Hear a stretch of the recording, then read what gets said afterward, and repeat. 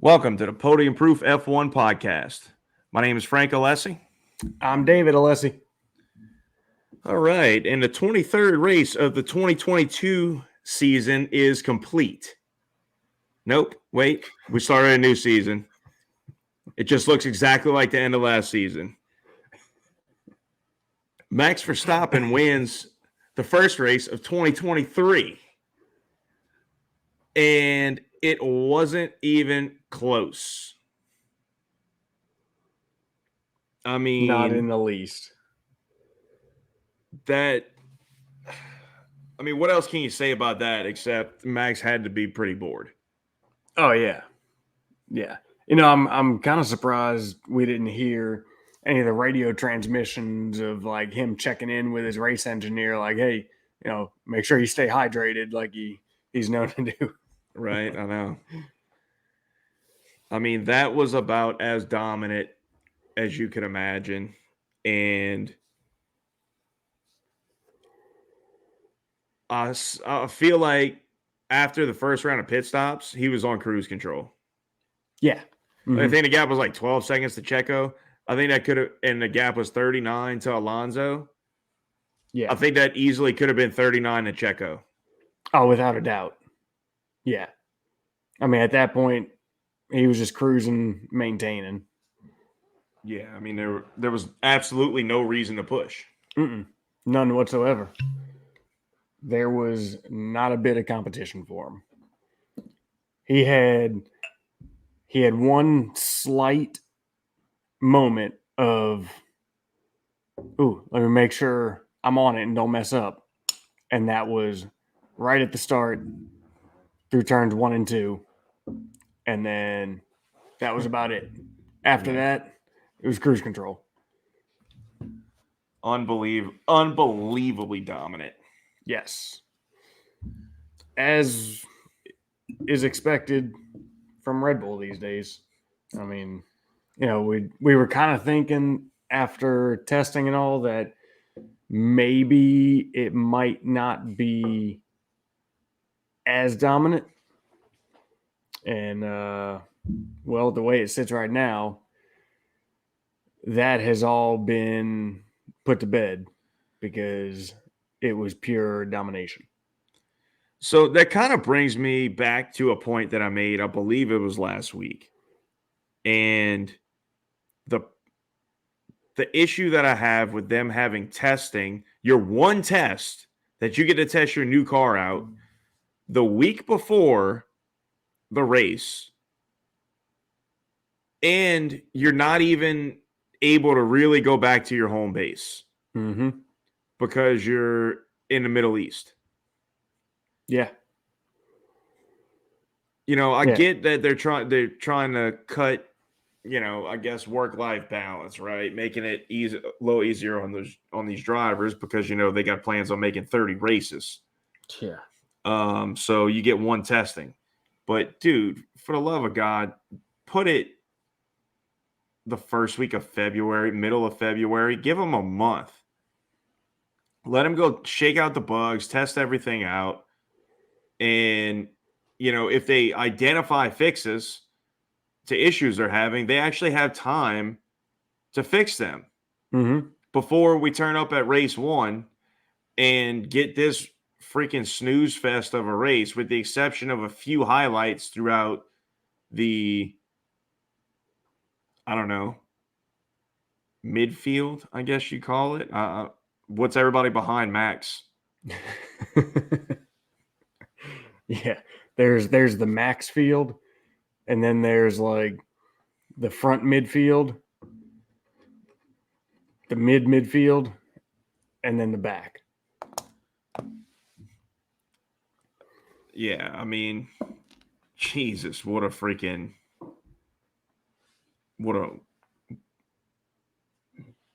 did not see that coming. No. Not like that. Not like that. Like, nope. 1-2, could have easily seen it, right? Yeah. But I did not think it would be that simple for them. But yeah, let's do that real quick. I'll start it off here. Yeah, what you got? I'm going with a High West double rye store pick from none other Hocus Pocus, and I believe this one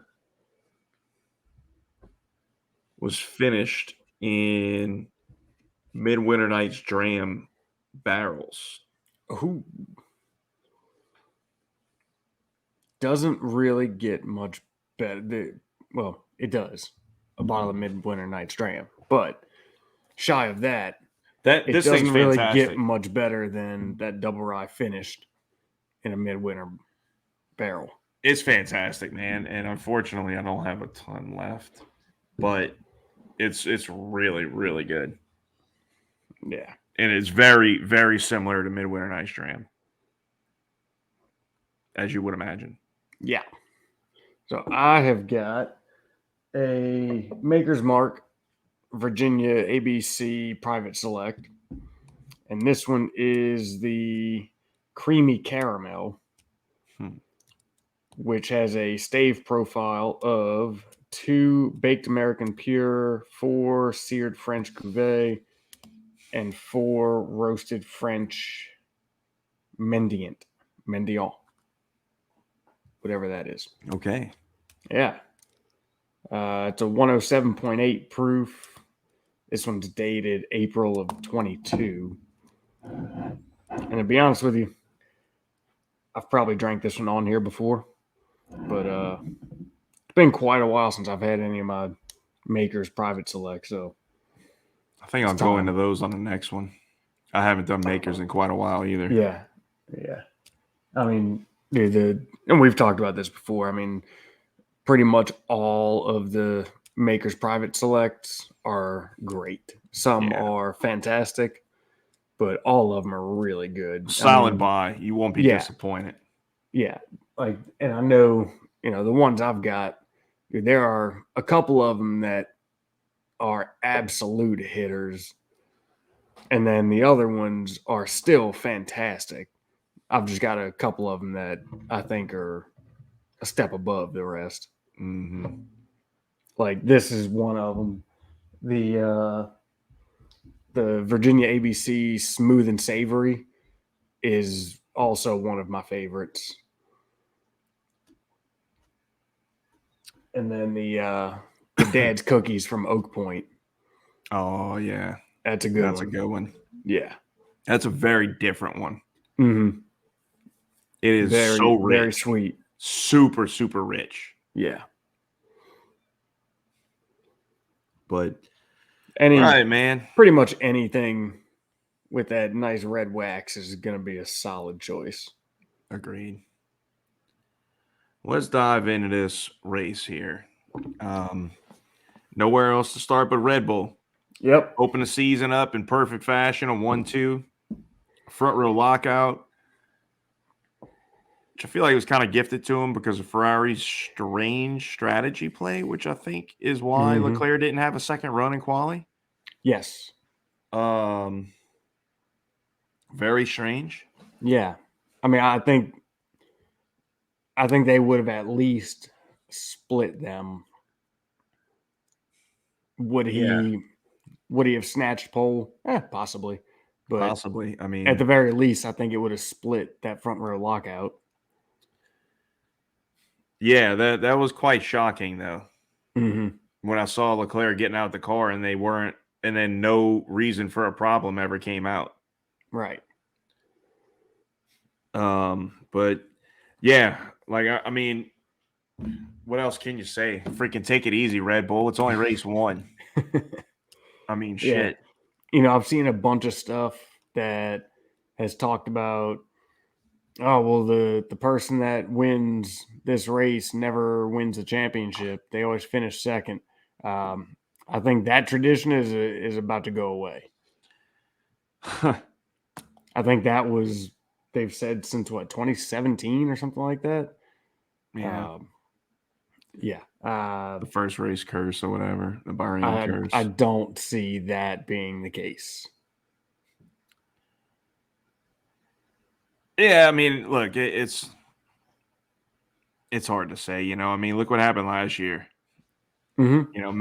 Max had engine failures first 2 out of 3 races. Yeah. Wasn't looking too promising for Red Bull at that point. No, it And wasn't. look what happened. I mean, Yeah, look, I stuff's mean, it's crazy. And yeah. and it's a long, long season. I mean, look, Mm-hmm. this year could look a lot like last year, but in reverse. You don't know. Like I'm trying to keep some optimism here for a good championship battle Yeah. because that's all I want. And I frankly don't care who it is.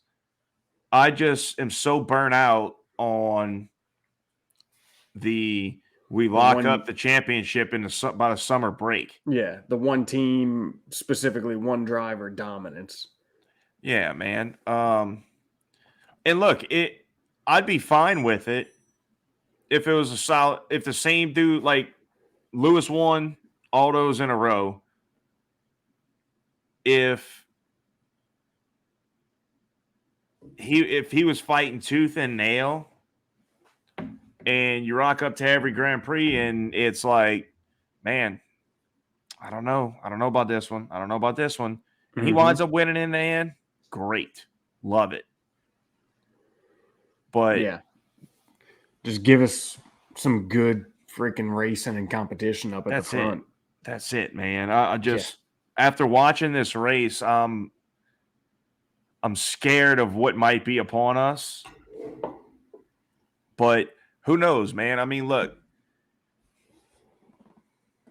Ferrari, I mean, freaking engine issue aside, came out. They had a good bit of understeer. They have fixes for it, but there's no time between that. They had identified them in testing, but it won't be until Saudi that those parts get there onto Yeah, the car. yeah. Well, let's not jump too far. We'll get to Ferrari. We'll Yeah, that's work true. our way to them. That's true. But anyway, I'm just saying, like, yeah, for competition's sake, like that's what we're looking at, right? So, mm-hmm. like, let's say, they show up to testing, they work out the bugs in their car, and they realize kind of what they need to do aero wise, and like, okay, we got a race next week. We know this thing's going to be a problem, but going forward, if they hit that development right, maybe they nail it, and maybe we're kind of back to where we were at the beginning of last year. Mm-hmm. So plus, not it's to mention, entirely possible.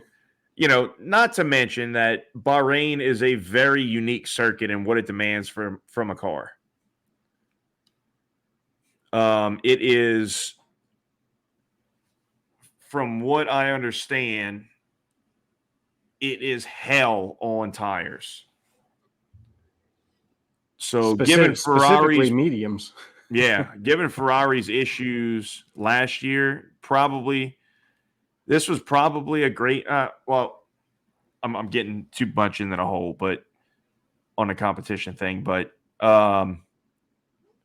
let's back up. Red Bull, Jesus Christ. I mean, dude, I just can't get over how easy it was. Yeah. And I mean, look, there's really not much for us to talk about that we haven't said every single race. Not every race, but 90% of the races last year. The back half it's like of last year. We've really got nothing new to say. They put on a friggin' masterclass, and it's all there is to it. They are a well-oiled machine at this point, and they are just running. Mm-hmm. They got that baby humming, and they ain't turning it down. Yeah. And look, it's good because we don't know how they are allocating their development time, right? So there's going to be a drop off at some point. Now, we may not see it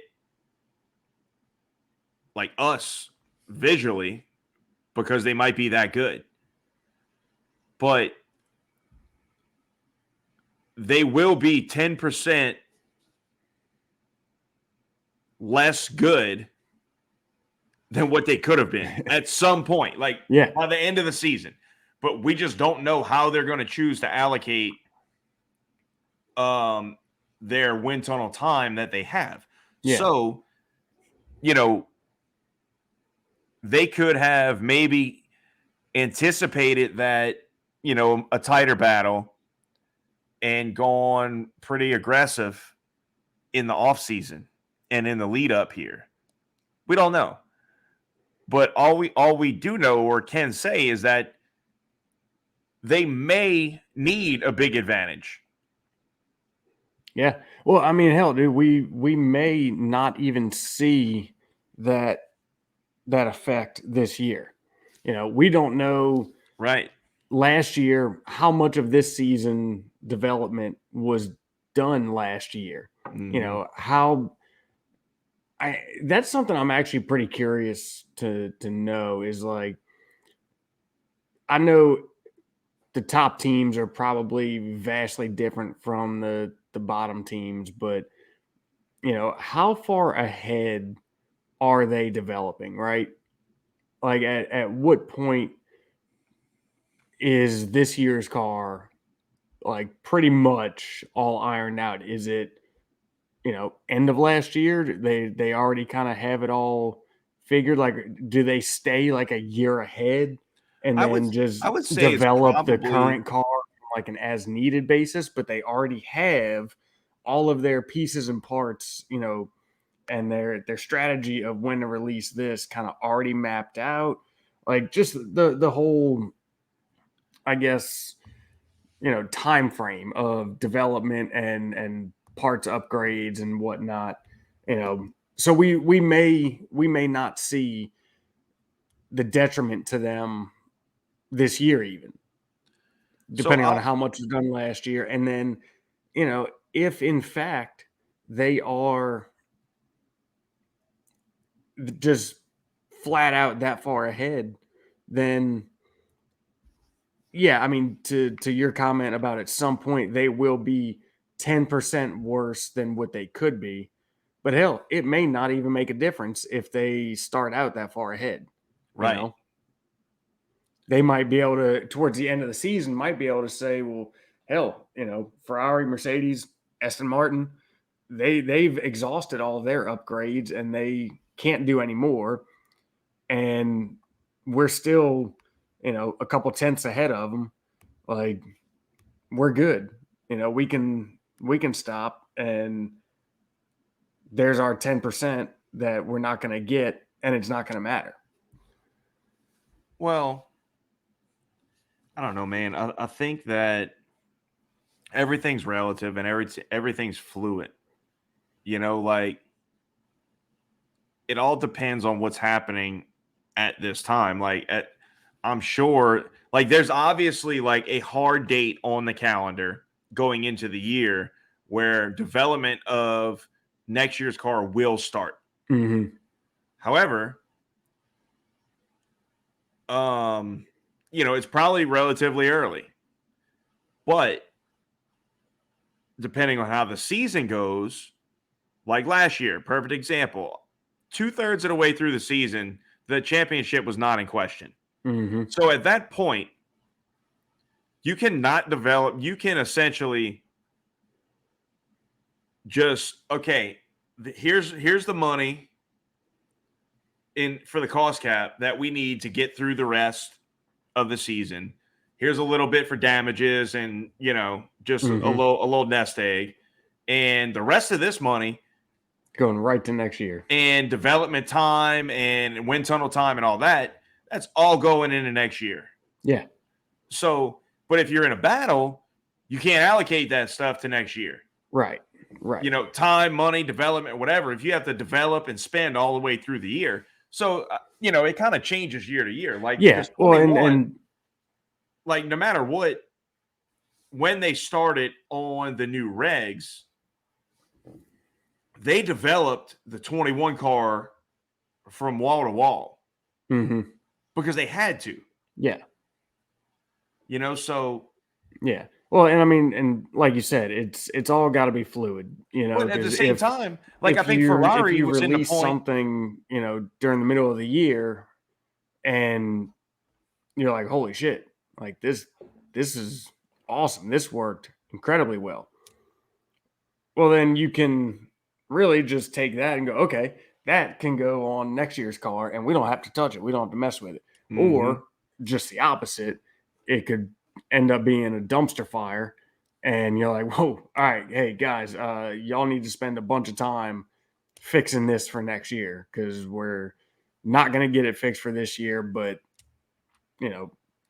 allocate everything you can to that. So Right. yeah, like you said, it does definitely have to be all pretty fluid. Yeah, I mean, and look, Ferrari kind of could be in the same boat. Like it was apparent that they weren't going to win the championship last year. So maybe that's why we saw Mercedes close up a fair amount on them, because they may have switched off development of that year's car and focused on the following. Yeah, who knows? I've heard, I don't know how reliable the sources are, but I've read quite a few reports that that's kind of what happened. Mm-hmm. So maybe Mercedes gains were a little false, and maybe they were kind of giving them a little bit of false hope at the end of last year. Possible. From the looks of where they started this year, that's entirely possible. Yeah. Because So even here's what we need. We're gonna need an insider on every team so that we can be privy to these kind of details this would be and massively information. beneficial. And look, we're not trying to break news or leak any information. We just want to know shit that already happened, answers to it. Yeah. We just want definitive answers. Yeah. So, all right, wait, let's do More or less somebody in the technical side, to where we have access to calendars and timelines and things like that. That'd be preferred. Absolutely.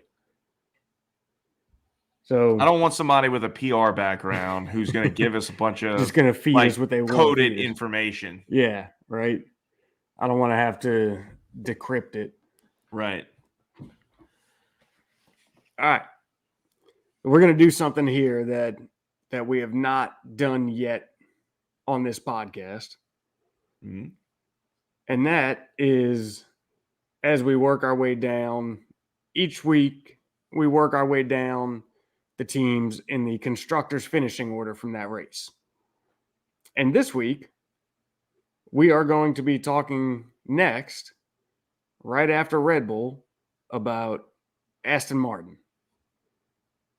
So let's jump on into that one, because not going to lie, that was pretty exciting for them. Dude, And Fernando's an animal. Oh, yeah. I mean, about- absolutely. But, dude, how about a hats off to freaking Lance Stroll, man? Dude, broken wrist, pins and screws in it, and a broken toe. And didn't test. Yeah, didn't test, and puts it sixth, splits the Mercedes. I mean, did you see how he had to drive some of those sharper corners? Yeah. Well, that's like there was a radio transmission of his engineer telling him, hey, I need you to sacrifice your exit of turn one a little bit in order to gain for your entry to turn two. Yeah, that was in quali. And he was like, I can't. Hand. Yeah. And they were like, oh, yeah, okay. Like, man. That's wild. And yeah. But you know what? To his credit, not only did he tough it out and all, and that was awesome to see, but I don't think any of his replacements could have done nearly what he did. No, definitely not. Definitely not. It would have been who was it? Drugovich. Yeah. Was the most likely person that would have filled the seat. And yeah, I don't think he would have been able to put it P6, even in full health.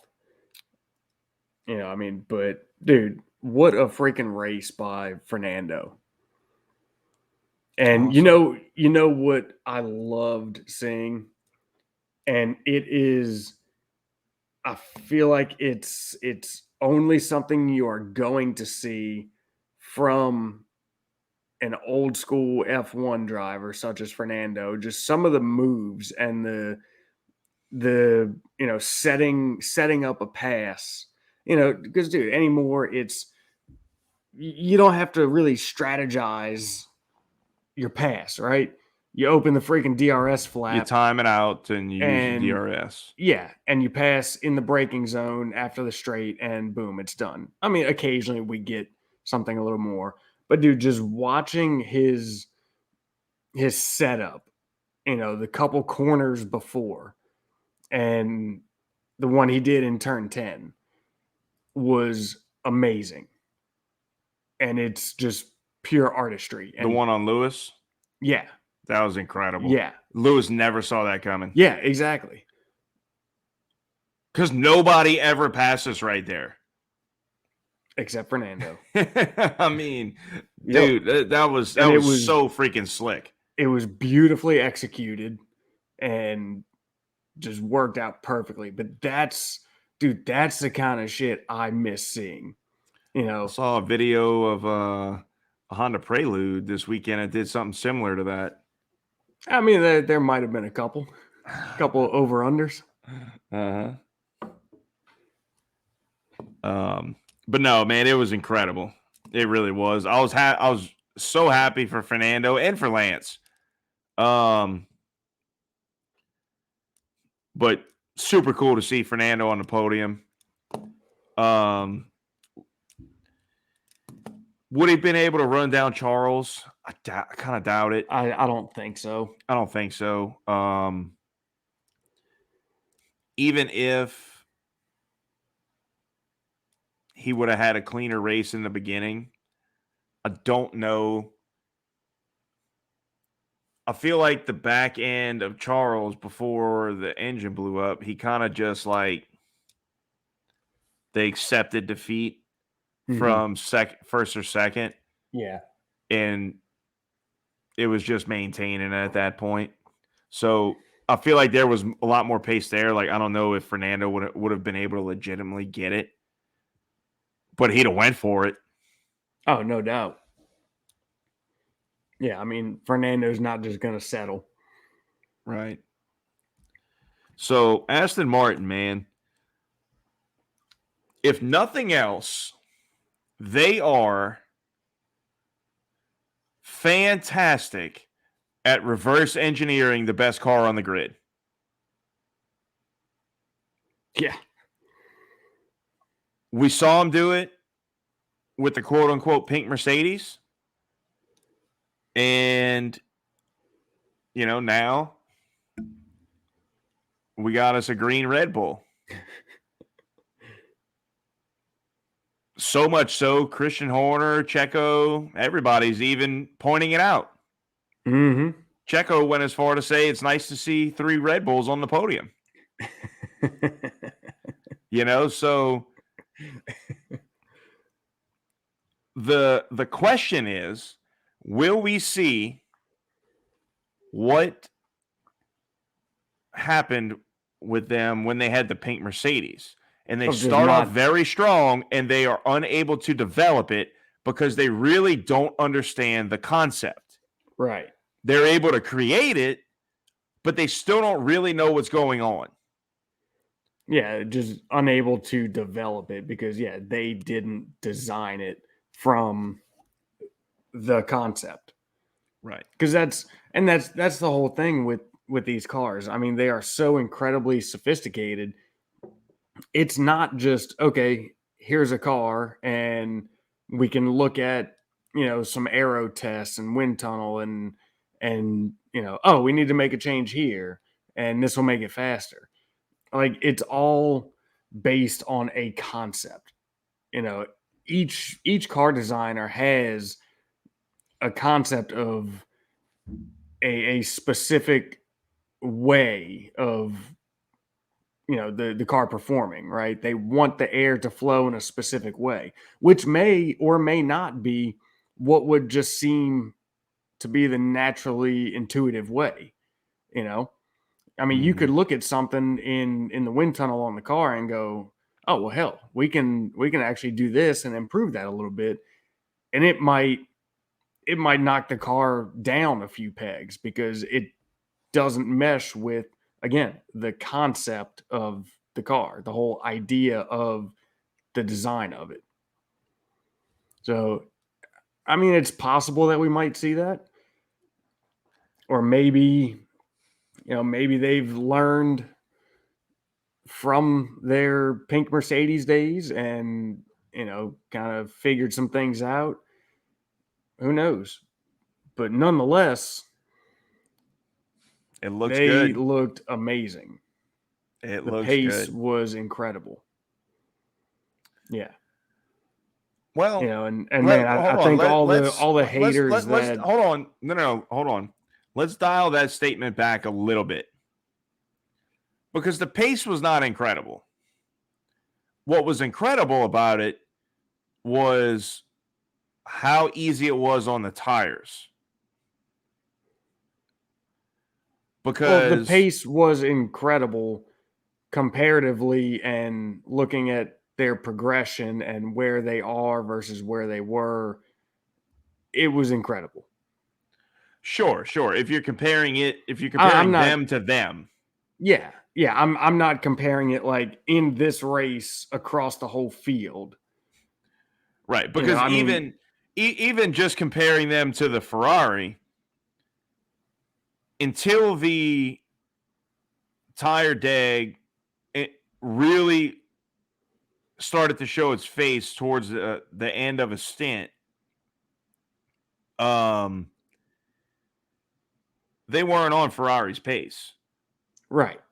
So, I mean, obviously, that's going to be their claim to fame for right now is their ability to make tires last and be very, very strong on the back end of a stint.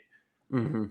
Now, what is that going to look like when we go through a run of 3 or 4 races in a row where degradation issues aren't really a problem at these tracks? I mean, hopefully Hmm. they can keep developing and making it actually faster and faster. Yeah, hopefully so. Because I'm pretty excited to see somebody else up in the mix. Yeah, man. And look, it's not something that we didn't see coming. It's something that we kind of been talking about for a little while now, and the Hmm. direction that Lawrence Stroll has them heading in, and all the moves he's making and everything he's doing, and you're starting to see it. The Yep. only complaint I have is that, man, I don't like that they just replicate other people's cars. That just bothers me, man. I mean, I don't know if it's just like the kind of F1 purist in me or what the deal is, but to me, it just kind of diminishes like something about it because like you really didn't come up with it.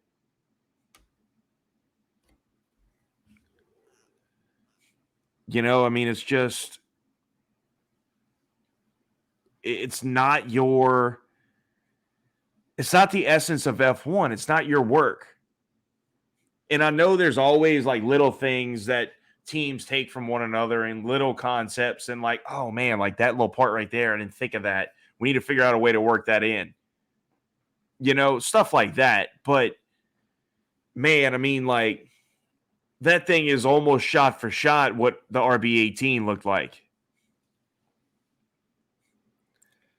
Yeah, I mean, I agree with you. As a whole, just with the essence, as they call it, the spirit of the rules.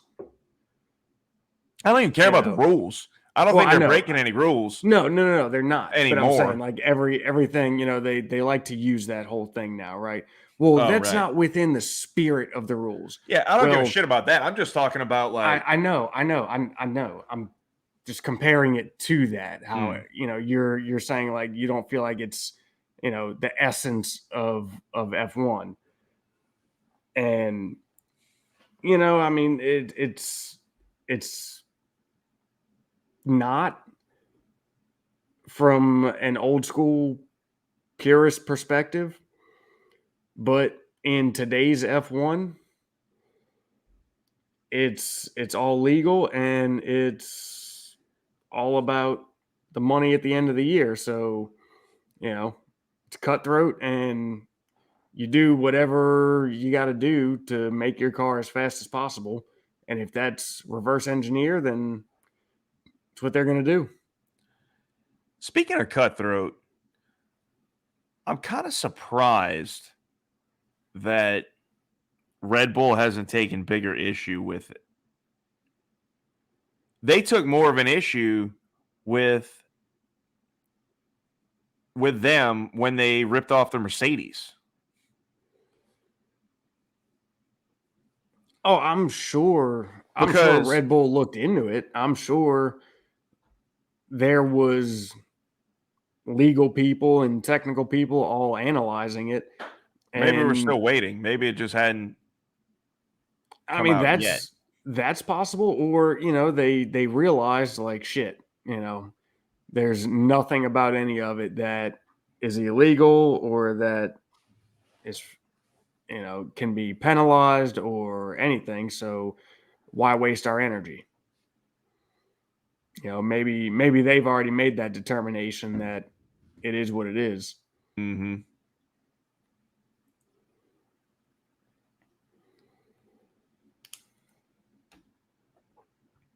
We might see something come out here in a couple weeks. They might never bring anything up. Who knows? Right.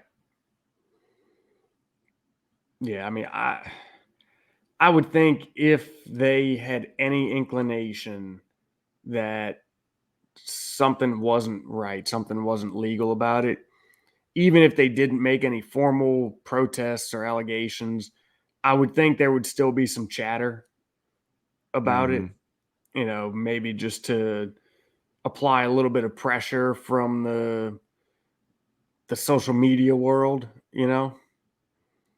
Right. But who knows? Maybe they want to keep all that quiet and pull a little sneak attack, outflank them. Right.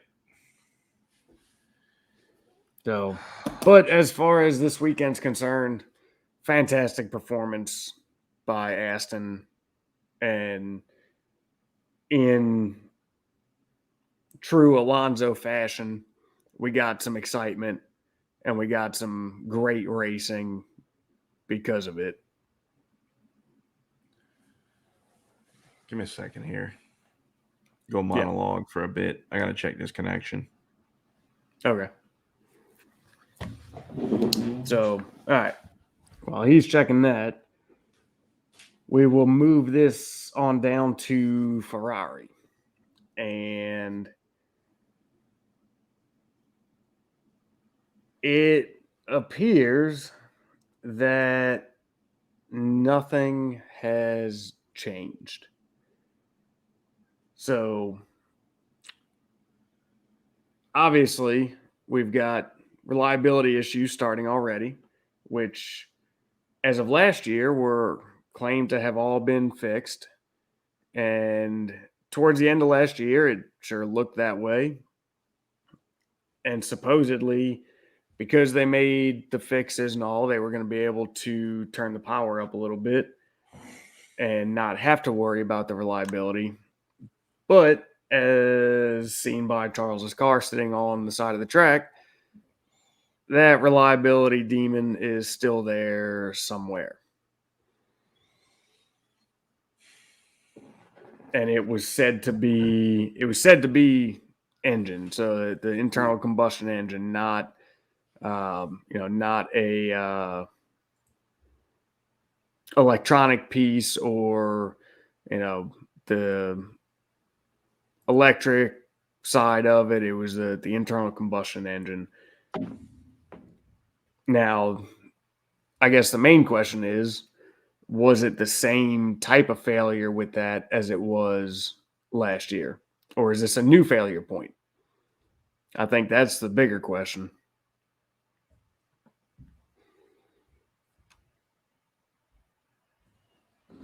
You get it good over there? No. So, on top of the reliability that has the issue that has shown its face, there is also some strategy questions that arose, which shows that we're clearly not past that yet. Like when Red Bull does 2 stints on softs, that tells you exactly what tire they're going to go to next. And what do? Go right to the same tire they're going to be putting on, knowing you're not going to run them down or have better pace on the same tire. When you've already run your 2 different sets, you can do whatever you want at this point. Why 20 laps on the hards just to come in for another set of hards? They had not fallen off a cliff at that point. They were still holding pace. And you come in and put the same freaking tire on that Red Bull's about to go to. At the same time. Yeah. Even or three laps earlier. Well, yeah, that's what I mean. Like, even if you decided, okay, look, we need to go with a hard for the final stint, you're on a hard already, so stretch it out and grab a 6-lap or 5-lap advantage. Yeah. Over Red Bull. Yeah. Where you've got the fresher tires that you can push hard all the way through the end. Right. Maybe you end up with something. Use that advantage that you've built yourself. Yeah. Maybe at the end, you only have a 20-lap stint you need to make, so you can throw the hards on and run them balls out for those 20 laps. Right. It just, that's still something. God, it doesn't make any freaking sense. Bro, that's it really is, man. It's the same bullshit as last year, where they create good opportunities for themselves, and they either, I don't know. I really don't know. It's like they just don't have the balls to see it through and do something bold and different. You know what I mean? They had a golden opportunity. You clearly didn't have the pace to hang with Max. So if the shoe's on the other foot and that's Red Bull is doing something completely different to try and offset some of that disadvantage. And they would not have thought twice about it. They would have put those hard tires on in that middle stint, and they would have either run the absolute dog shit out of them as hard as they could. They'd have done quality pace the whole time. Or B, they would have extended as far as they can with those tires to create a situation where they could put the softs on at the end and do the same thing, go balls to the wall. Yeah. Yeah. On the soft tires, where at that point, maybe you're 2 seconds a lap faster. Right. But you can bet your ass they would have done something, Right. Because at that point, what do you have to lose? Really nothing, because your pace is better than Mercedes, and Aston. And Aston, until you run into the tire deg issues. But, more or less, I still think Charles would have been fine. Your pace is better. So Carlos was just off this weekend. Yeah, he definitely was. I think Charles was fine. What risk are they seeing that we're not, you know. Something but the else whole that I would like to know, but hold and on, real we'll quick. never get this information, but they made a comment about it in the beginning of the race. And I wonder how big of a role this plays that we just never know about. They made a comment in the beginning of the race, either Crofty or Brundle, one of them two, about fuel conservation. And when they were talking about explaining, lift and coast, and saying that chances are they are running light on fuel with the expectation of a safety car. And if there's not, then you end up having to do more fuel conservation because of it. That's not ever something we really hear about. That's stupid. I or hate that. or any information that the public is ever going to be privy to, right? But it really does kind of make you wonder, how often is that dictating the pace? That's why we need refueling.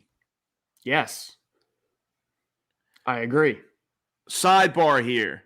We need refueling back in F1 to get rid of all this nonsense and shenanigans. And we need a tire war. Mm-hmm. We need another tire manufacturer because Pirelli is fucking the whole sport because they dictate everything. Bring Michelin back. I don't give a shit or who Bridgestone, it is. Or yeah. I don't care if it's freaking General Tire. Like somebody else make F1 tires. Yeah, that'd be nice. That would be nice. Dude, like it's gotta happen. It doesn't appear we're gonna see that anytime soon. It's got to happen. Mm-hmm. If they want to see competition at the front, the cost cap ain't gonna help that. No. That would help that. It absolutely would. Absolutely. So all right. We can spend hours on Ferrari's woes. Yeah. Let's keep this train moving. Could we do the same on the next team, Mercedes-Benz? Yep. As Lewis calls them in Drive to Survive. Did you get all the way through it? Have you finished it? The new season? Yeah, I did. Yeah. So, yeah, I mean, Mercedes, as we kind of saw in testing and as expected, they are still way off the pace. They're still, a second a lap off? Mm-hmm. I mean, they've still got plenty of things they need to work through. So Toto has been pretty outspoken pretty much since qualifying, maybe even a little before this weekend, that they are, sounds like they're ditching this car. I know they have some big upgrades coming down the line. I don't remember exactly when that is. Maybe 4 races in. Mm-hmm.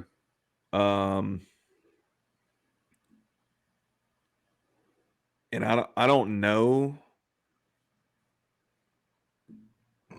I don't know if that's this car, like, or if that's just going to be like a new concept. I mean, shit. So, they got to do something. From, I don't know, I read a bunch of different things that he said, that he was quoted on saying. It seems like they're going to move away from this zero side pods nonsense because I just don't think it works. Yeah. It may be phenomenal on paper, but whatever it is, it just doesn't work in real life. And they're either missing something pretty extremely in this data, or that design has just reached its peak. Yeah, but either way, like that can't just be it, because their data that they have on paper is not saying that, right? Like, Well, yeah, but but everybody's data otherwise also they would said have these bailed cars that. weren't going to porpoise. So the paper data isn't always accurate. Well, sure, but I mean, porpoising isn't a new thing. No, I'm just And saying, like the you know the what's data interesting? on paper isn't always truth. It's not gospel. Sure. But that's what I'm saying. Like, they're like some kind of way something's being missed. But even if this thing is maxed out, like, they're not seeing it. They're showing something that says, "Hey, this has an incredible amount of potential," but it just does not translate to the actual real world. And it's kind of surprising that a team like Mercedes is having these kind of snafus and these kind of just issues. Yeah. You know, this is kind of something you would expect from a Williams or a Alfa Romeo.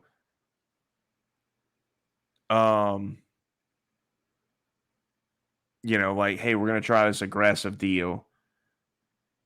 It may work, it might not. We're showing this. We can't get it to perform like we see on the computers, whatever, blah, blah, blah. Mm-hmm. That's understandable. But it's not understandable for Mercedes. When you see how almost infallible they have been really since they came into the sport. Yeah. I mean, right away they come in, they're a midfield team. They never regress. They only develop forward. And then the new regs hit after year 4. After year 4, and bang, we own the sport. Mm-hmm. So it's just shocking that they haven't, like, that they're having these kind of correlation issues. Yeah, Especially after a full year of developing and running. Yeah. Having the car on all the tracks, seeing all the scenarios. Yeah, I mean, it does seem like there's just something fundamentally wrong. And maybe they do know it. Maybe they are seeing it, but whatever, maybe the other car that they had last year, maybe there was something they saw fundamentally wrong with that one, which is why they are just doing everything they can to progress with this one. Mm-hmm. Or, maybe it was a strategic decision of, everything we have learned, you could do it this way. Like, all right, with this car that they're currently using, here's what it said in the wind tunnel on paper. Here's what translated to the track, right? You do that all season or even just a handful of races, and you start to get a baseline and a correction factor, right? Like, okay, the wind tunnel told us this was going to be worth, 2/10. In reality, it was worth, half a tenth or 1/10 or whatever it may be, right? You learn all these correction factors and you get good baselines. Now you can develop that other car in the background and actually have it to where when it comes out, it's legit. It's a real contender. Right. So maybe that's what it is. I mean, there's so many different ways it could be playing out, and I'm sure we could sit here all night coming up with ways it could be and what they might be doing. But the fact of the matter is, they need to do something because clearly yes, they've made progress with the car. It's just not enough because everybody else is progressing too. Like we talked about, previously on the episodes this season, talking about coming into the season and after testing, and they're just not progressing enough to make any progress on the teams in front. So, and this isn't anything they don't know. If we see it, they see it and they know it. Right. The question is, what are they doing about it? Mm-hmm. And that's something we'll never know until we know. So you know what? I forgot to bring it up when we were on Red Bull, but Red Bull's so dominant we can just insert them where we want. Do you know of any other chief technical officer, however you want to put it, for any other team, other than Adrian Newey, who, and I don't know if he was the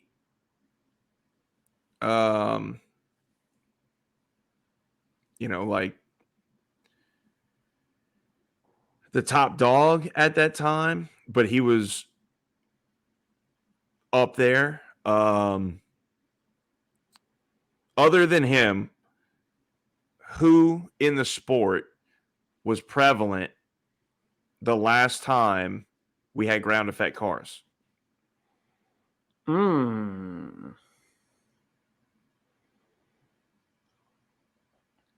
I don't know of anybody. I mean, I don't know of anybody. I'm sure there's a lot of them still in the paddock. No. So here's my thing. Here's the little caveat. I'm sure there's plenty that were in F1 at the time. But the thing is, who of them were at the level that Adrian Newey was at that time? Right. Grasping those concepts, understanding and actually creating those concepts then and now. Right. Involved enough then to know. Right. And be able to implement those things that they learned then. As soon as they say ground effects are coming in 2021, he's like, Adrian Newey's like, yeah, I'm on watch this. Yeah. Yep. Yeah. That's something that I thought about the other day, and I was like, man, that it makes perfect sense. Mm-hmm. He didn't have to learn the concept at all. No, he did not. He dominated the concept. Yep. Yep. I'm pretty sure. Some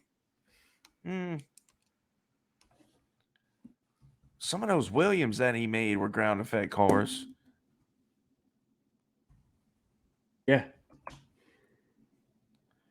But either way, I mean, he was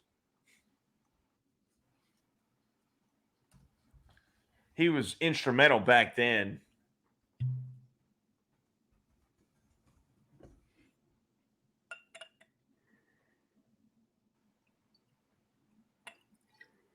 Let's see. So late 70s, early 80s. And then, so he wasn't around then. He came in, looks like he came in 88. Let's see. So, the late 70s, early 80s cars. And then it was banned ground effects was banned in 83.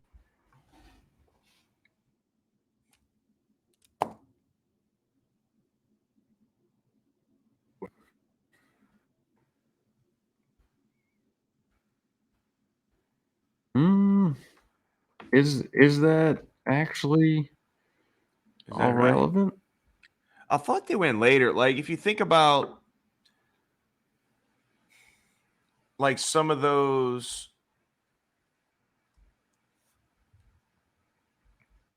if you think about the concepts of like the McLaren MP44 and 5 and 6. That is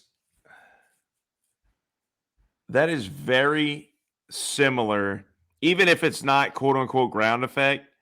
It's design wise,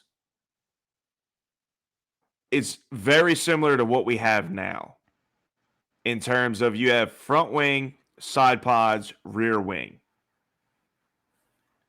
And the floor is the key contributor. It's not though, because that was a flat bottom floor, and it was all just aero. It was not ground effect.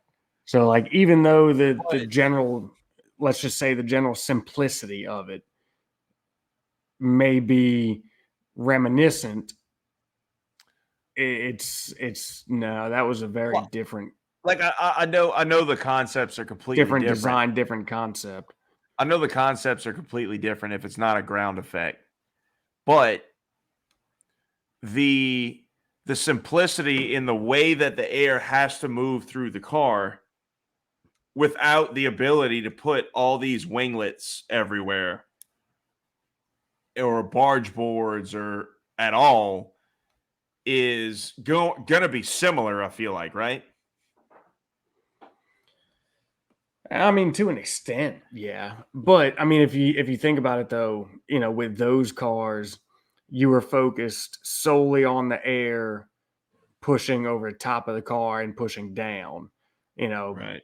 With the ground effects, I mean, it's such a complex thing that it's really apples and oranges. Yeah. That was just something I thought of. I never went look up the dates. Yeah, but I just know how long he's been in the game. I thought it might be. It looks like that may the dates with him and all may actually not pan out. But I think the general idea you had there, I mean, take away the fact of being involved with ground effects cars or not, I don't really think there's many car designers left working that have been doing it as long as him. Through so many different eras. Right. He's killed it in every era. Correct. Yeah, more specifically through so many different car designs, and to where when something new comes up, it's not difficult for him. Like he's just on such a different level when it comes to this stuff. Just think about this. If Williams wouldn't have been, and look, everybody's going to think this is mean because of where we are now with Frank Williams and the whole Williams thing. And, damn it, I'm having a brain fart here. Frank's partner in the whole thing, back in the day. Freaking damn it.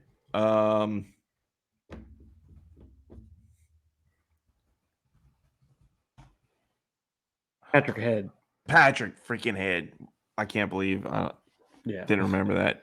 If they wouldn't have been so freaking hard-headed and arrogant back in the day, they could have still had Adrian freaking Newey. Yeah. Like, he's a wonderkin when it comes to seeing air. Give him what he wants. Let him have autonomy. Pay him money. Whatever you can, however much you can afford, pay it to him. Yeah. Get a sponsor on board and say you're responsible for him. Right. And make it work. Like, how? I can't understand. How do you let him walk? Yeah, that's a good question. Same thing with McLaren and Ron Dennis. Mm-hmm. How do you let him get to the point where he's so unhappy he wants to leave? Yeah. When, honestly, dude, like one of his last works with McLaren may have been his best work up until maybe last year or this year's Red Bull. Mm-hmm. But it was so unreliable, not his fault, that it didn't win a title. But that 06 McLaren, Mm-hmm. 05 or 06, I think it was 06, was blindingly fast. And it should have been the champion that year. Kimi should have won that championship that year by flying colors. Fernando should not have won that. Anyway, we're snowballing out of control here. Yeah. All right. So yeah, Mercedes, a lot of work to do. Get your shit together. You're better than that. Alfa Romeo. Oh, Valtteri sticking it up there. What did he come in at? P8. So I think this is just kind of a duplicate of last year, where they came out the gate with a solid car.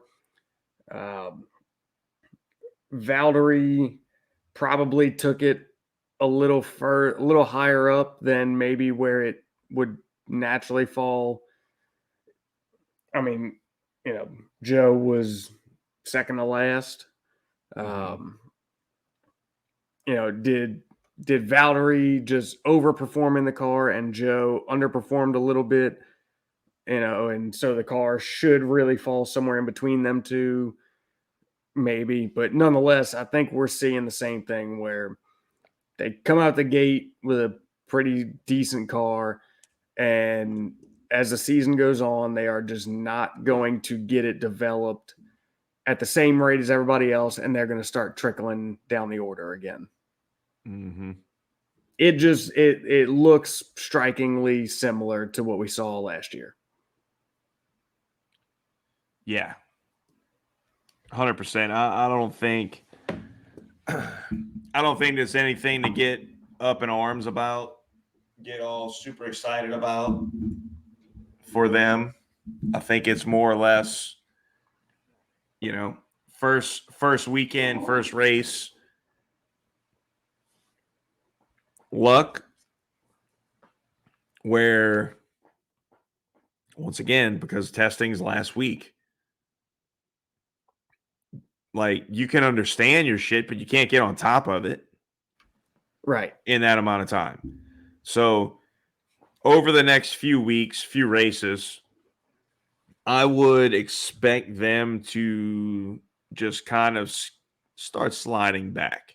Mm-hmm. It may not be abruptly, it may be just kind of fading into the hedges, Yeah. Yeah.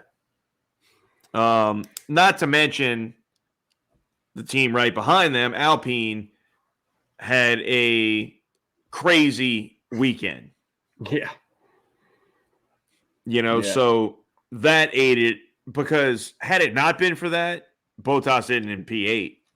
Mm-mm. Dude, I mean, on the Alpine topic, I don't know. Is there anything else to say about Alfa Romeo? We can move on from there. Yeah, I don't really think so. I think we just roll into Alpine. So freaking FYI, 11 spots gained by Gasly. Gasly, like I've been telling y'all, is savage. And Ocon is still currently in Bahrain serving penalties. In fact, he had so many penalties assessed, he couldn't serve them all in the race because they just quit. So they put him in jail. Yeah. And dude, I think unless there's something I don't know that either I haven't seen or they just haven't said, but at this very moment, what pisses me off more than anything is that, as far as I know, they just decided to retire the car because they were kind of like, well, what the hell? good is it anyway to keep racing? I do know this. These cars do not like to idle. So sitting there, idling in the box for the last penalty he had to serve was going to be 15 seconds. It was two penalties together. It was the 10 and the 5. Mm-hmm. But I mean, dude, you can do 15 seconds. I know. But instead, I mean, you're not wrong though. But they can't touch the car, but they could stand in front of it with some leaf blowers. No, you pointed can't. At the brakes. No, you cannot. I thought you just couldn't go attach them to the car. No. Because I know they made a comment about it. I thought it was you just couldn't like touch it and like attach them onto the car while it's no. I don't know. I don't believe you're allowed to do anything of that sort. If your brakes catch on fire, you can extinguish them, but then you are, done. Yeah. But yeah, I mean, first penalty for being out of position in his grid box or in his. Do we have time to run through all these? He comes in, serves that penalty, and they started undoing the fasteners on the front wing too early. It almost looked like they went in immediately and touched it, didn't they? Yeah. Yeah. Like, I don't know if they did or didn't, but it sure looked like if I'm a steward, I'm at least like that. That's at least like triggering me to be like, hey, we need to investigate this. Right. Right. It's definitely not helping the cause if they just went in that aggressively. It's just asking for a penalty. And then later on, he gets hit with another penalty for speeding in the pit lane. Yeah. 2 of the 3 were on him. Yeah.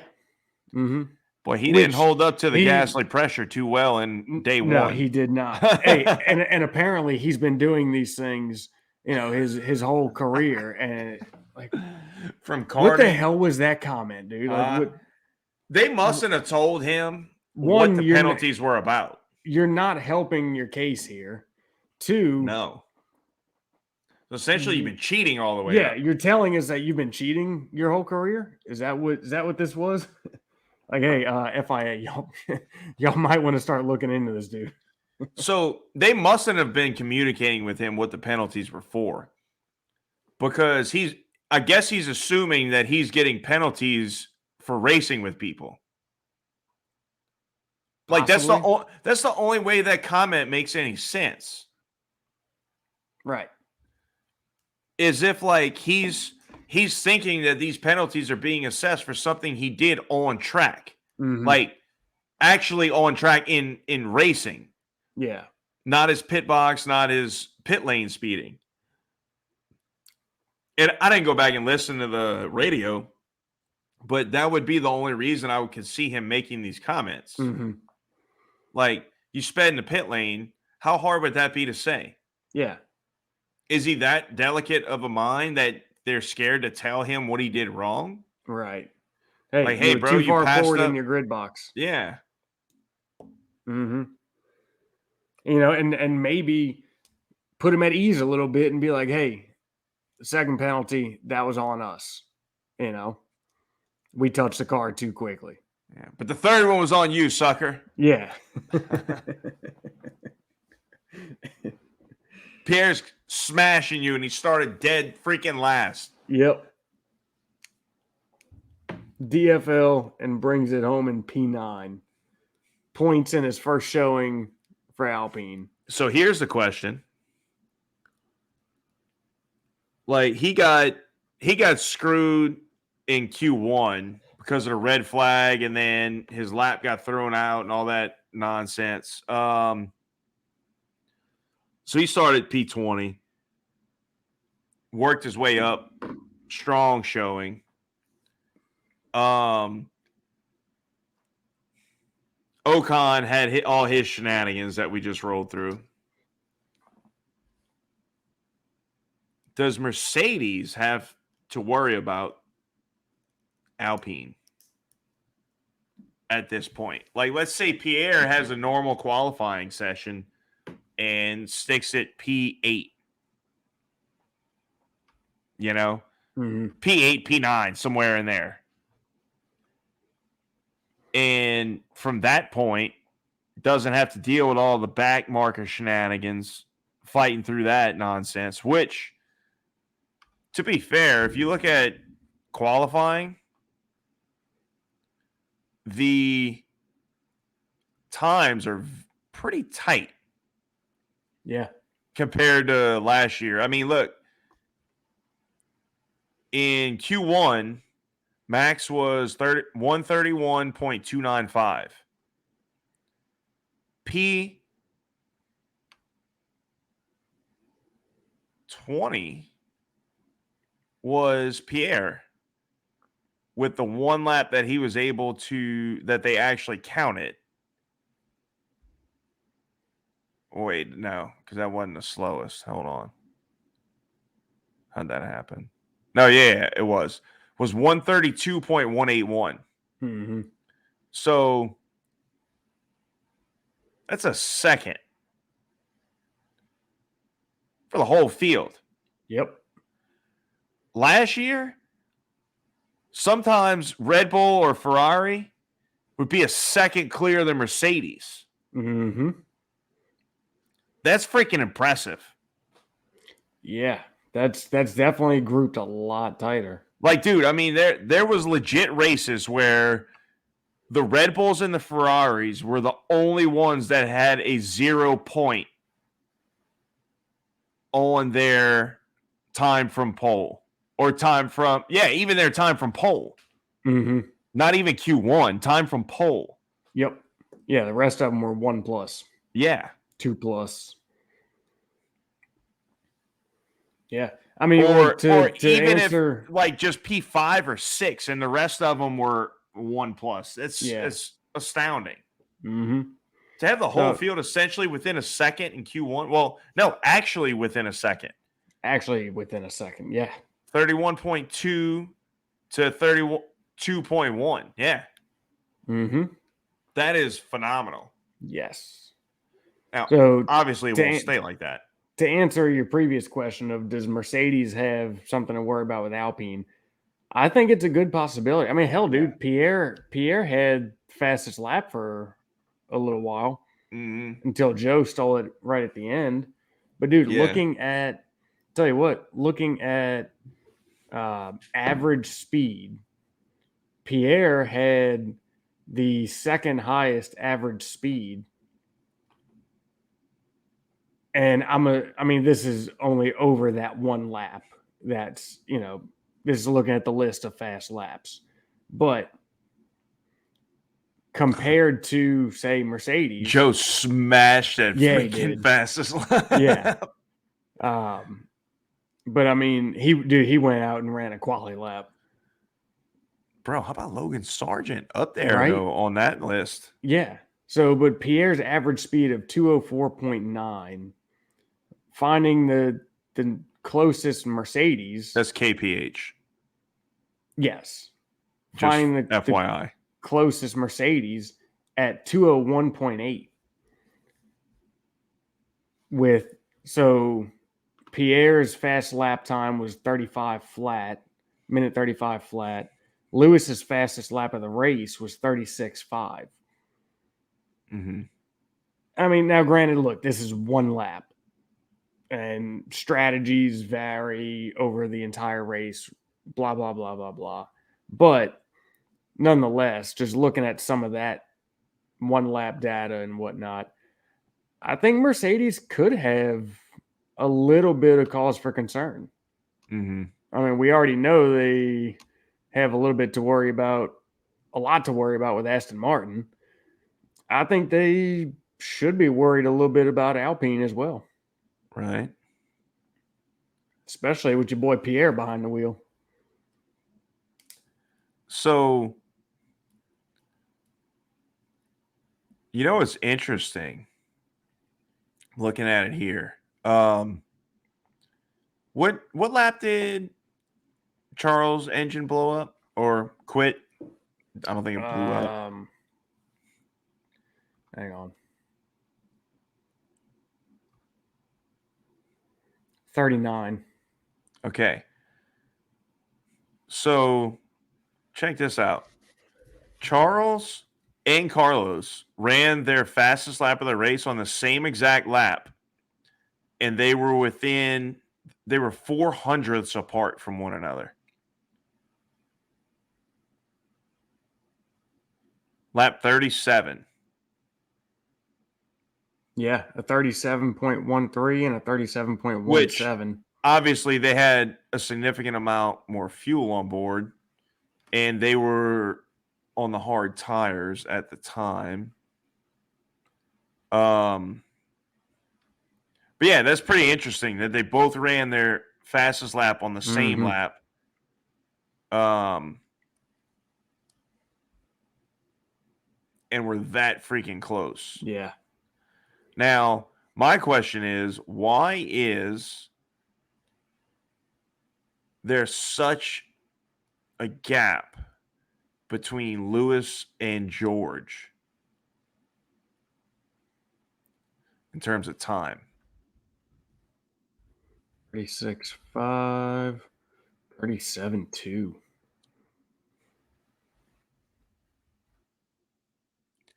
Now, I'm pretty sure that after Charles' problem, Carlos was instructed to, in some form or fashion, to just maintain, like, not to push. I'm sure, yeah, yeah. So, but either way, like, Alonso got by him. Lewis was right on the back of him and couldn't hang. He just fell away. Yeah, I mean, he was there and couldn't do anything with it. Yeah. Then Carlos just started walking away from him. Mm-hmm. And it was almost like once Carlos kind of got himself refocused after the scrap with Alonso, the threat was just gone. Yeah. So yeah, I don't know. It's just, I mean, you could really go down some rabbit holes just sitting here looking at all this data and playing the what if game, or why this, why that. But either way, I think Mercedes will have a problem with Alpine if they don't get their act together. Yep. Agreed. So, all right. Next up, rounding out the top 10 finishing order, Williams. Albon sticking at P10 with Logan Sargent only 2 behind.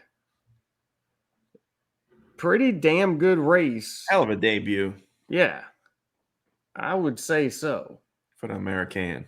And I mean, dude, he didn't see much of him, which is a good thing. It means he kept his nose clean. He didn't do anything crazy. He didn't Mazepin it. Yeah. Yeah. So I mean, man, I'd say well done, Williams. Great opening race for the season. How about well done to the field, in a sense that there was hardly even a sniff of a safety car due to accidents. Yeah. Yeah. Or people being stupid. Yep. Like they had a short VSC whenever Leclerc his engine blew up. Yep. And he pulled it off perfectly to where it was in and out. Yeah. And that was it. Yeah. I mean, pretty awesome. And yet we still had 3 DNFs. There were no accidents, no safety cars due to that or anything, and still had 3 DNFs. Now, there could have almost been 2 with Stroll's first lap. Yeah. Yeah. Which I'm sure Carlos Sainz was in rewatching that was like, "Are you freaking kidding me? He didn't get a puncture from that." Right. And man, I tell you what though, like watching I was Lance's, shocked he didn't yeah, get a puncture. yeah. Nor did Lance just like have his wing disintegrate. Right. Mm-hmm. I don't know. He hit him pretty square. But like And he kind of we've hit the seen tire like on the corner. we've seen these. No, I mean like him, The wing, yeah. It like was pretty Lance. like on the nose, like Yeah, it was centered, like and yeah, yeah. lined up bullseye. Mm-hmm.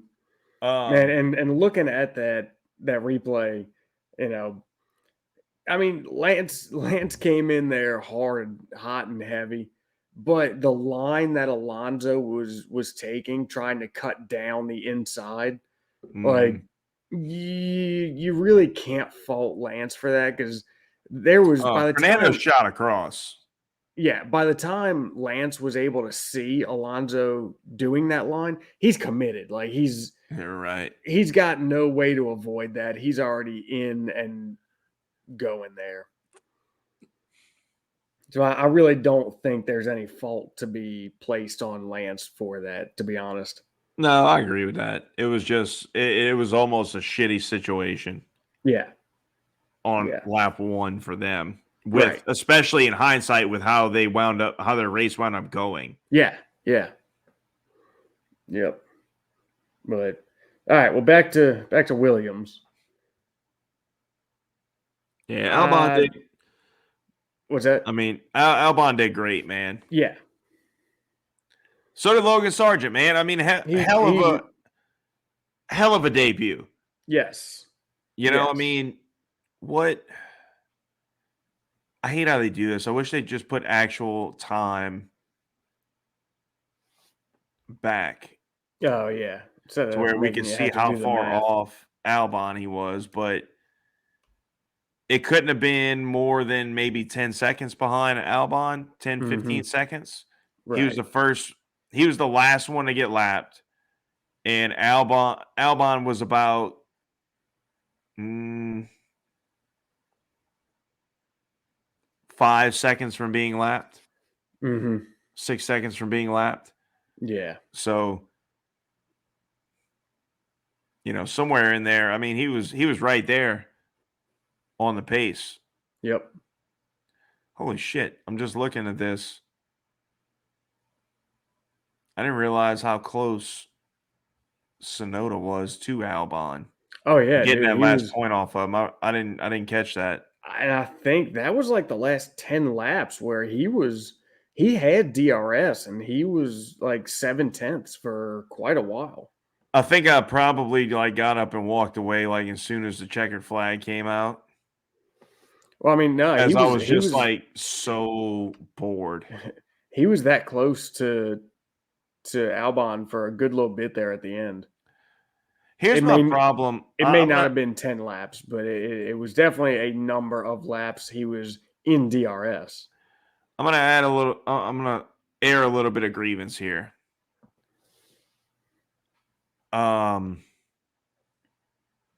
I guess it's the Sky Sports feed that we get. For the love of freaking God, when something exciting finally happens in the front-ish cars, don't fucking switch off to it to put on something that's going on for Yeah. P14. Mm-hmm. Nobody cares. Like Alonso and Sainz were going to fight, and they switch because somebody is passing for P13 or some stupid Yeah. crap. Just going into turn one after having DRS. Yeah. Mm-hmm. Are you freaking kidding me? Yep. Come on, man.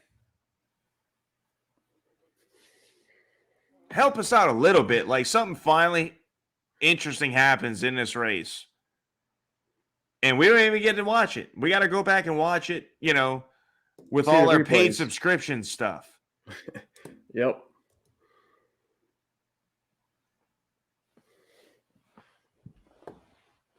So anything else to add to Williams?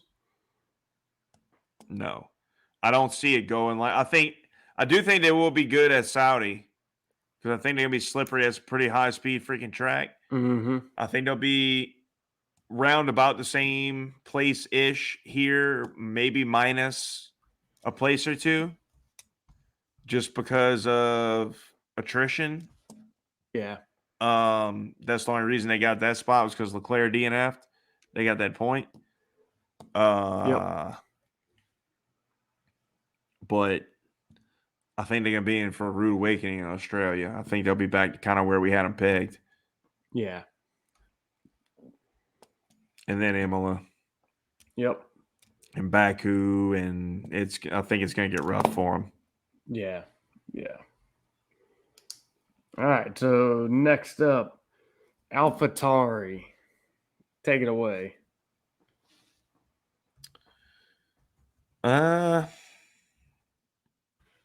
I mean, honestly, it's better than I thought. Kind of same as Williams, man. It's better than I thought. To be perfectly honest, I don't know how much I can say because they weren't shown a ton. Like to really give a true assessment of what they looked like. But I mean, they smashed McLaren. That didn't take a whole lot this weekend. That didn't um, take much. the Haas's, they beat Yuki beat both Nick in his, I guess, official debut for his own team. Yeah, I mean, official in the sense of He's a permanent he's driver. a permanent fixture.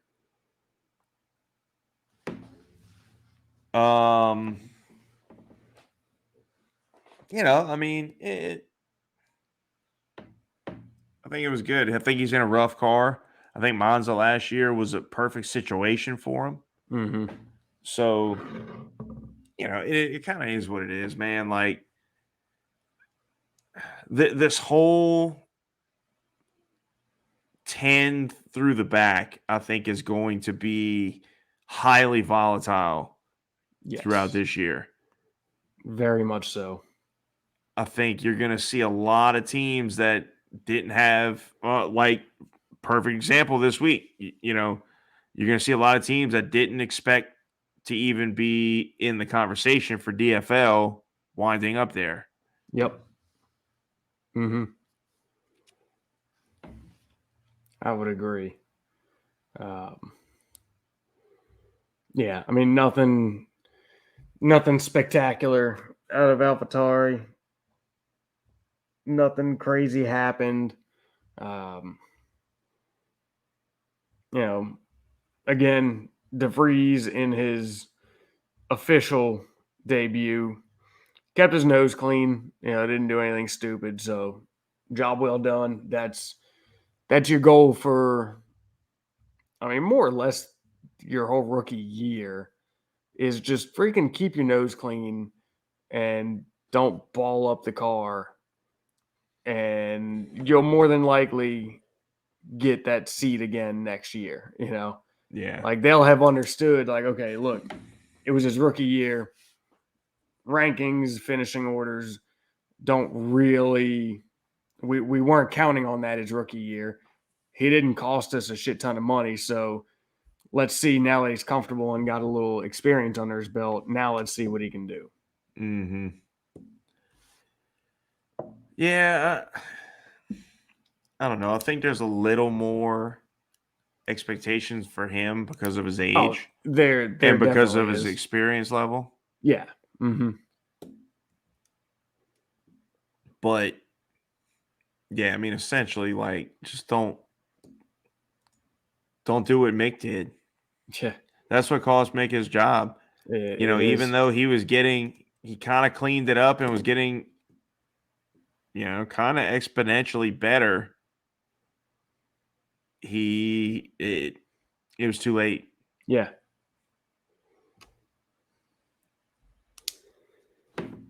Well, speaking of Mick and parting ways with Haas. Let's talk about them. K-Mag and Hulkenberg finished, 11, 12, 13th and 15th. K-Mag beat out Hulk. Hulk had some issues. Yeah. He had to come in and get a nose. I forget who the contact was with and what happened. But that set him back a little bit. But definitely wasn't a great showing performance-wise for Haas. However, on that point, they were able to stick it into Q3 with Nico.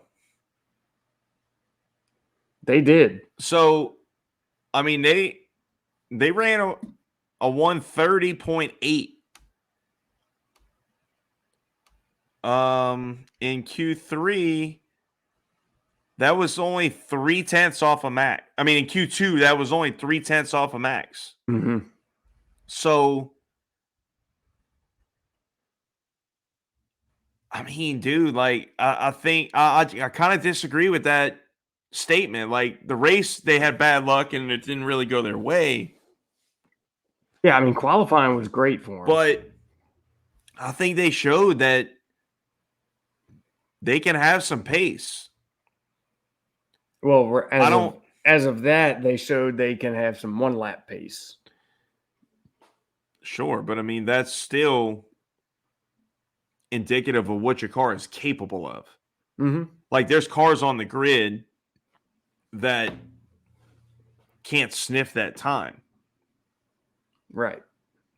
So that's all I'm saying. Like, yeah, can you sustain that? Maybe not, but there's still other cars that you're fighting with that are not capable of producing that kind of lap time. So I guess my point is you do have a leg up because that potential is already there. You just have to figure out a way to maximize it. Much like Ferrari. But I mean, it could be said the same for the complete opposite. Yeah, you have to figure out how to maximize it, which means having good pace over the whole race. Whereas, I think on the flip side, you've got the same issue for teams that don't have the one lap pace, but they've got race pace. You know, sure. It's not necessarily that they have a leg up. You know, it's just they have a different a different thing that they need to resolve. No, I get it. I get that for sure. But what I'm saying is, like, there are cars that, keep in mind, like, we're talking about Haas. So I'm not comparing them to a Red Bull or hell, even the Aston Martin at this point. We're talking about cars that they are fighting with. Look, in Q2, he was over 0.5 clear of Lando. Mm-hmm. So that's significant. Yeah. Lando was in P11 at a 131.381. Nico hit a 130.809. Right.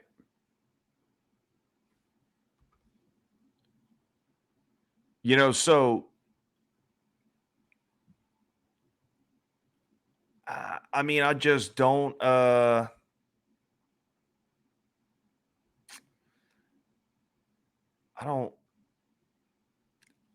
find that more easy to deal with, that my car is capable of higher. I feel like that's a kind of a better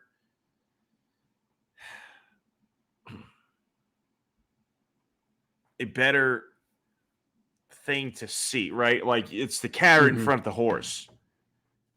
Like how we just have to we know what we're capable of. We just now have to figure out what is holding us back from achieving this performance on the long term. Instead of saying, hey, we're slow, how do we go faster? Period. Yeah, I mean, I see what you're getting at. Like, I just think that shows that because, like, you could kind of say the same for Ferrari, but kind of different because, like, them and Red Bull are referring to last year. They were both capable of this essentially the same one lap pace. Right.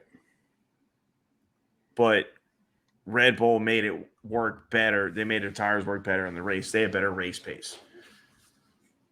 But what I'm kind of comparing it to is it's a similar situation, but it's not the same situation in a sense of like, would you rather have that potential in your car or be a car a little further back in qualifying? Maybe you have better tire drag, but your car is not capable of producing that lap time. Yeah. I feel like you're in a more advantageous position if you're capable of producing it and can develop towards that and into leaning that out. Well, it really depends on what kind of people you have in place, what your team's capable of. Obviously. Like, well, no, I know, but I'm saying like it may be more advantageous for one team, but that same predicament for another team may be less than advantageous. We can play those semantics all day long, but I just feel like if I would like to see the potential there of what it's capable of. That's it. I mean, we don't have to go any further on it because we could just keep, like I said, playing these semantics back and forth. Well, speaking of what it's not capable of, let's roll that into McLaren. Love that segue. Yeah. So I have a visual representation here of McLaren. And there it is right there. For those of y'all that catch this on just a podcast, go check out the YouTube video and you'll get a sneak peek at the be about 140 in. Yeah. Hour what are we? Hour 43 it looks like. Hour 40, something like that. Yep. It's great. Very accurate representation. I think that was actually shot here locally.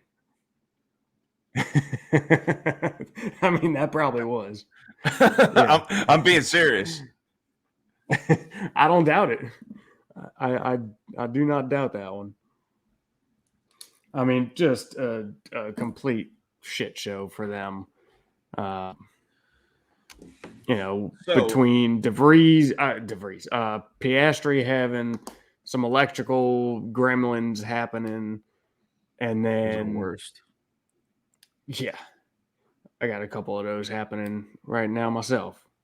And then with Lando and whatever it was that was leaking or being consumed by the motor or whatever it was that they kept having to. So they were talking about having a top off hydraulic system, but then there was times where they also said pneumatic, right, which are two very different things. Yes, one's air, one's fluid. Right.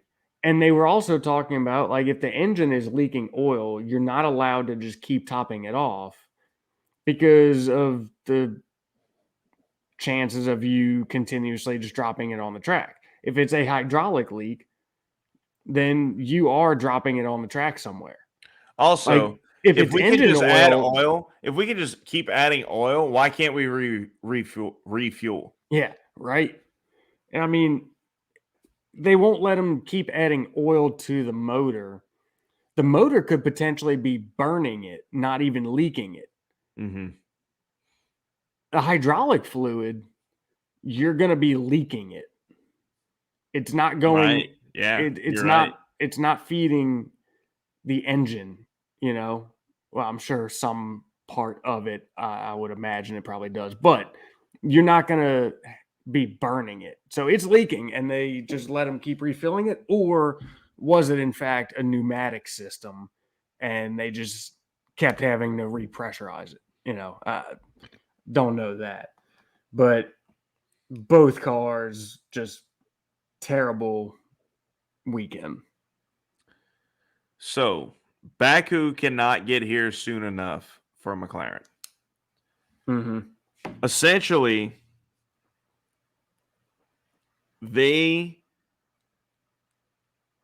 I'm not exactly sure when last year, but at some point in the latter half of the year,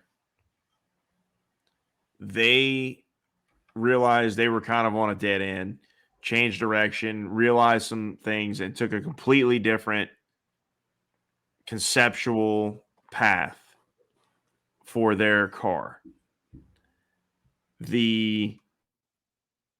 This car that we're seeing now is not that. Apparently, it is due to be ready in Baku. So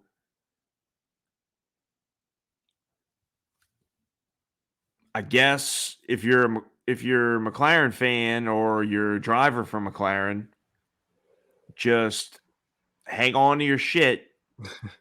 It's going to be brutal until then, and then at that point, it may get better. let's repoll it. Mm-hmm. Let's see what we got. Yeah. Um, Also, if I'm Mercedes, I am very nervous about that because that's essentially a 5 to 6 month turnaround on a concept change. And that's where Mercedes is heading. And I don't care if they've been developing one thing or another. They hadn't been full bore on anything. Right.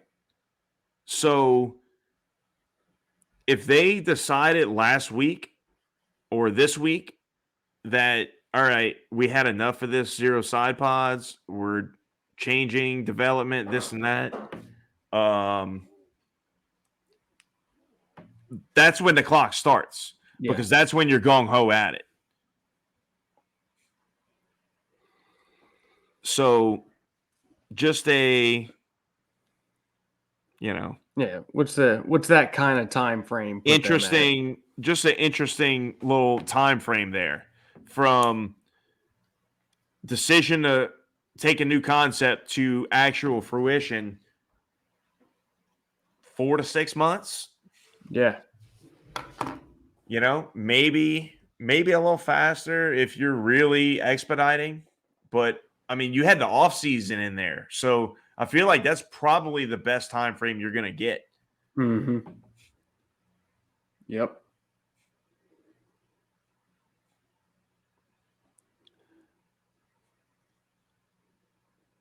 That picture's a little reason why Red Bulls. Yeah. You looking at that? Yeah. The way it pulls the air around the tire versus. Give me just a second, and I'll have it up on the screen there. I thought that was fascinating when I saw that. Yeah, it definitely is. Let's see. Stand by here. Little reason why Mercedes has so much trouble. And another thing that they're back to is that rear end stepping out again when they get on the power. They are not the only ones. No, but Fernando spent quite a bit of time counteracting some oversteer. Absolutely. But that was one of Mercedes' biggest problems last year. Yeah. Was when they would go to get back on that power, that rear end would just walk it around. Mm-hmm. Let's see.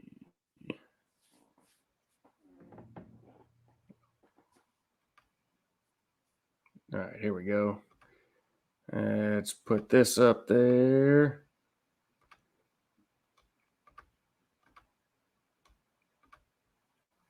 Bear with us here.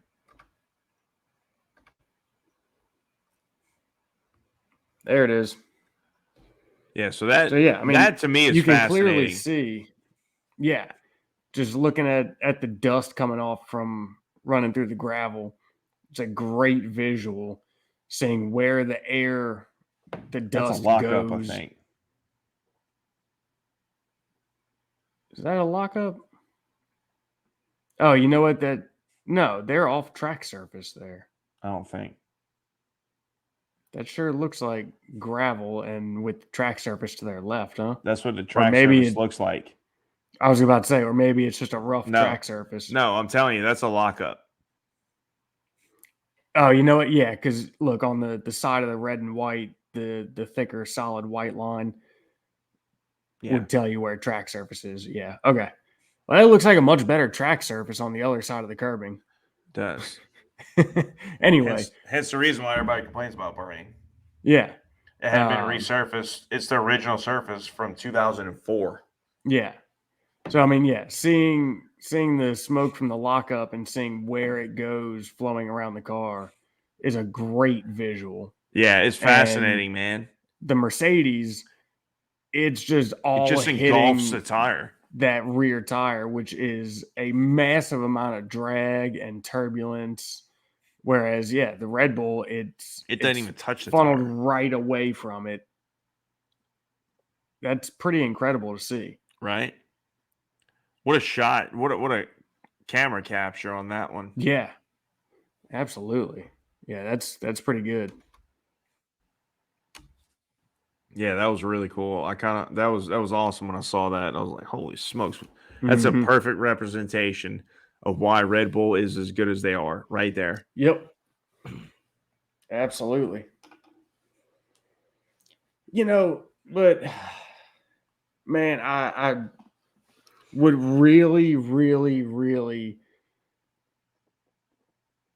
like to think that is not some revolutionary thing being shown there, right? Like, No, it's not, but how have Mercedes has to have seen that, and can they just not figure out a way to get the air to flow otherwise without drastically changing the car? You know, like I guess there's no freaking way like that they're showing that the air is doing that. There's no way that that's what they're seeing in their wind tunnel and they're like, "Yep, this is the direction." well, that's what I'm saying. Like they have to see that in the wind tunnel. They have to. I don't know. Maybe something different is happening. Something different has to be happening Maybe their wind tunnel's broken. when these cars it's are just in motion. defective. No, because Aston Martin uses the same wind tunnel. They do, huh? That's right. Yep. So something has to be happening with this design, with this concept that they cannot simulate in the wind tunnel aside from the porpoising. Mm-hmm. You know, maybe some kind of, I have no freaking clue. Some kind of vortex is created somewhere in the wind tunnel that does what they want it to do, but in real life, it just doesn't happen when you get in the actual air. Yeah. On the track. I don't know. Right. Like maybe in the wind tunnel, they're seeing what looks like the Red Bull picture, but I mean, clearly that's not what's happening. Yeah. Yeah. Yeah. I mean, they got, we talked about that. They got tons of work to do. So, all right. Well, let's wrap this up and let's briefly talk about Saudi in 2 weeks. So here's my 2 cents on Saudi. I think it's going to be drastically different from what we saw this weekend. It is going to be Well, for one, it's a completely different ask of what the cars are capable of and what the cars need to deliver than what Bahrain is. Mm-hmm. Yes. It's very, very different. And it's going to be 2 weeks from now. So this will be the first Yes. chance the teams have had to get back to their factories, get everything back, everything and everybody back home, and really correlate and put to work what they've learned over these last 2 Mm-hmm. weeks. So I would Yes. expect to see a significant shakeup in what we've seen this week, aside from Red Bull. Mm-hmm. Everything else, I think, is at risk of being jumbled up. Yeah. I mean, yeah, it's who can accomplish the most in the least amount of time.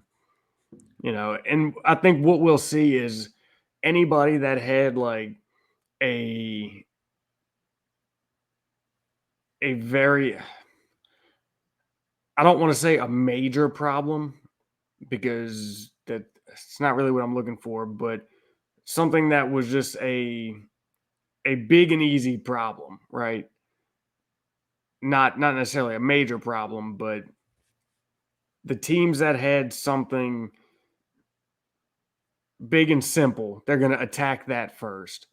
And the ones that had something a little more complicated, a little more like we've kind of circled back to this whole episode, something more design wise, something more concept related. We're not really going to see any of that yet. We're going to see the quick, simple, dirty fixes happening in this off week. Because So, I mean, really, they only have a week. right. You've got not even a week. You got a couple days travel, and I'm sure back getting everything back to the factory. You got a couple days to work on it. Then you got to start loading up, and then you're back out to head to Jeddah. Mm-hmm. So you really got probably a few days. Yeah, but you get the people back like that, and Yeah, it's go time. yeah, and I mean they can start analyzing, start prepping, start having things ready. But So yeah, it'll be interesting to see here's my what. one thing that I'd like to leave with, I guess, or just put out there.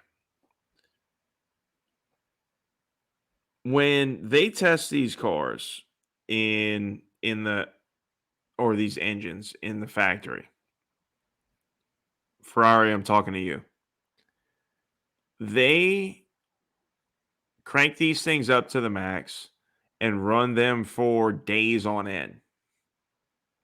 How is none of these problems coming up when they literally push it to the freaking max, like crank it up to the gills and just let it go, and it's freaking fine.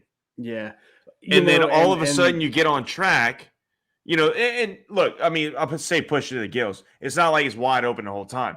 They have like computers that build in they race cycles where right. it's high rev, low rev, up and down, up and down, up and down. Well, But and they that's what I was do to it say. Like extensively. they can run like an entire race Yeah. at any given track. They can just Right. have the engine run that RPM, and I'm sure they can simulate the load, Right. right? And I'm Yeah. sure they can also simulate the the hybrid system functioning in with it, and like the whole thing. I'm sure they can simulate Mhm. every last detail. So you're right. Like why Like, can they how is not? none of these problems showing up? Mhm. That's a very good question.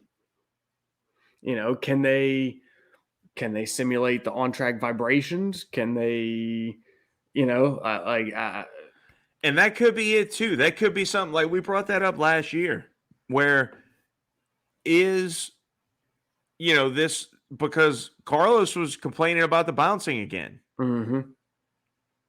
Is this first of all, I think this track is just extremely bouncy for a actual circuit. Yeah. I mean, that's evident by just watching any car, not just a Ferrari, go down the straight. Yes, watching the Spark Show. Yeah. But is that something that, much like we're Mercedes with their aero issues, you just can't simulate effectively on a dyno? I don't would know. think they've got dynos that can do that. I mean, look at what we're talking about, but maybe not. Maybe it's I not don't the know. same. Like maybe you can simulate the oscillation, but you can't simulate the impact. Mm-hmm. Right. Maybe they need to design it to simulate the impact.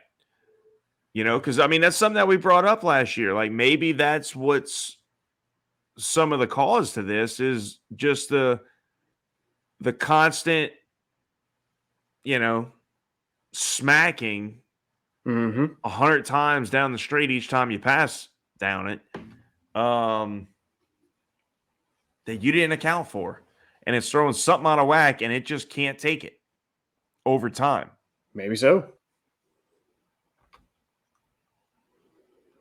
That's a possibility.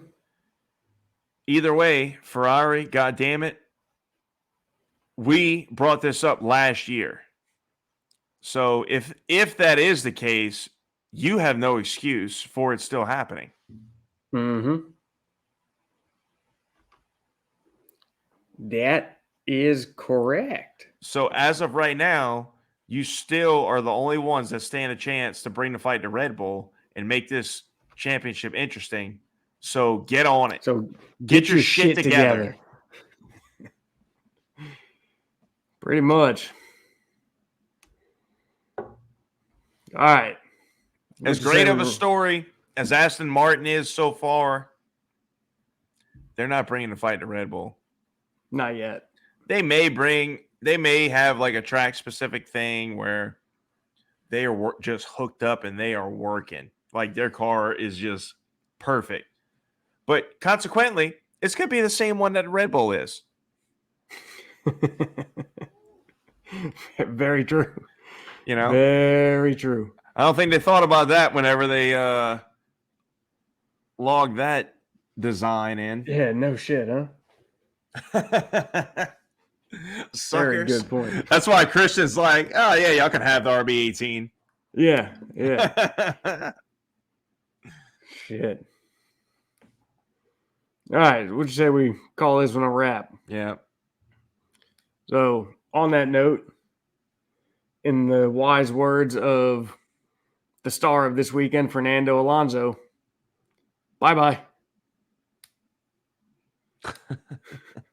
Well said. So, all right, that's going to do it. We appreciate y'all hanging out with us.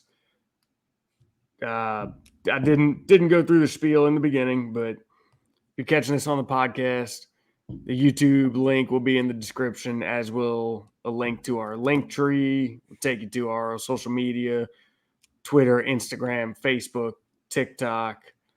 Like, subscribe, follow, all that bullshit. It helps out tremendously. Do us a favor. Give us a rating. Hit all those buttons, click all the stars, and shoot us a DM. Tell us what you think. You got any ideas? Throw them our way. We'd love to hear them. So we will see y'all. We got 2 weeks after Jeddah. So that would put us weekend the 17th, 18th, 19th. Yeah. So episode will be out that following Wednesday, the 22nd. So we will see y'all then. Let's go. Yep. Later.